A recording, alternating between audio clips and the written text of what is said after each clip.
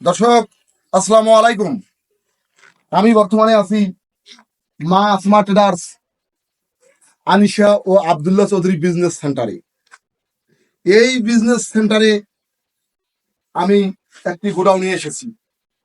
এই গোডাউনটি খুবই সুন্দর, খুবই দারুণ, চকচকে ঝকঝকে। এই গোডাউনে ভুট্টা রাখা হয়েছে। আপনারা অবশ্যই ভুট্টা রাখার সময় গোডাউনে সারিবদ্ধ করে সুন্দরভাবে আপনার ভুট্টাগুলো রাখার চেষ্টা করবেন, এলোমেলো করে নয়। তাহলে আপনার গোডাউনে পর্যাপ্ত পরিমাণে ভুট্টা রাখা যাবে।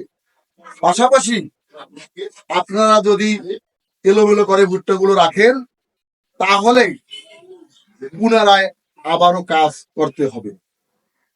তো দর্শক, যারা গোডাউন ব্যবসা করেন, যারা গোডাউনে ভুট্টা রাখেন, তারা অবশ্যই এলোমেলো করে না রেখে সারিবদ্ধ করে রাখার চেষ্টা করবেন। দর্শক, ভালো থাকবেন, সুস্থ থাকবেন। আল্লাহ হাফেজ।